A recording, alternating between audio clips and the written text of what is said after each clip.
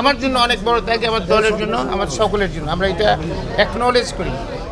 এই যে স্যাক্রিফাইস আমাদের ছাত্র জনতার বিপ্লবের সময় হয়েছে, যারা শহীদ হয়েছেন তাদের আত্মার মাগফিরাত করি, কামনা করি। পাশাপাশি যারা আহত হয়েছে তাদের সুচিকিৎসা দেওয়া এবং তাদেরকে একটা যোগ্য প্রয়োজন অনুযায়ী, যার যে যোগ্যতা অনুযায়ী কর্মস্থলে নিয়ে যাওয়া, এটা আমাদের পুরো দেশবাসীর দায়িত্ব।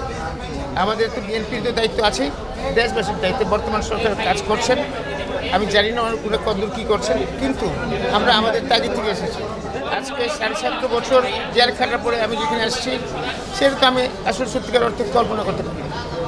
আর হয়তো 1 বছর যদি ফেসিস্ট সরকার থাকতো, আমাকে হয়তো ঝুলাই দিত।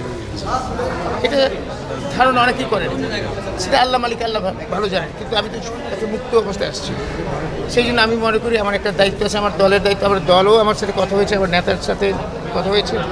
ওনার আন্তরিকতার কোনো কমতি নাই। আপনারা দেখবেন, একটু ধৈর্য ধরতে হবে আমাদের সকলকে। আশা করি ইনশাআল্লাহ তারা এদের জন্য আমাদের যারা ছোটো ভাই বোনরা যারা আহত হয়েছে, সকলের প্রতি আমাদের অনেক দায়িত্ব আছে। কিছুটা আক্ষেপ জানাইছে, আপনি নিশ্চয়ই শুনছেন, ওরা তো বলেছে আপনাদেরকে। আর তো কেউ তার আপনি শুনেছেন, আমি বলতে চাচ্ছি না, রিপিট করা উচিত না আমার জন্য।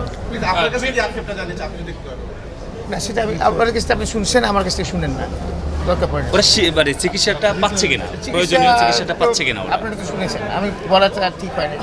কারো বিপক্ষে বলেন আমার সাজে না।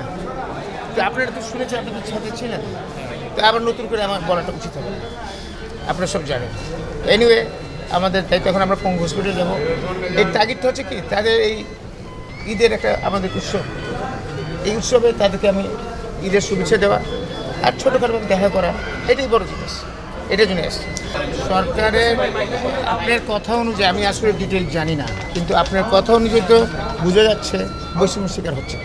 এখন এটাকে সরকার, যারা দায়িত্বপ্রাপ্ত ব্যক্তিবর্গ আছেন, ওনাদেরকে এটাকে দেখতে হবে এবং দেখুন ওরা সঠিকভাবে নির্ধারণ করতে হবে কারা কারা আহত আছে, সেই লিস্টটা করতে হবে এবং তাদের জন্য প্রয়োজনীয় ব্যবস্থা করার দায়িত্ব বর্তমান সরকারের, এবং সরকারের সেটা করা উচিত বলে আমি সরকারকে আহ্বান জানাবো।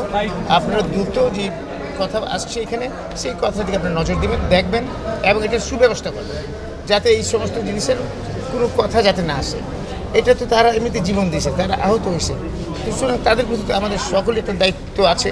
আর আপনারা সরকারে থাকার কারণে আপনার দায়িত্বটা সবচেয়ে বেশি। সরকারে যারা আছেন, আপনার দায়িত্ব সবচেয়ে বেশি। শুধু আপনারা এটা করেন, আমরা আমাদের তরফ থেকে করবো, আপনাদের সাহায্য সহযোগিতা করবো এবং আপনারা আপনার দায়িত্বটা সঠিকভাবে পাবেন।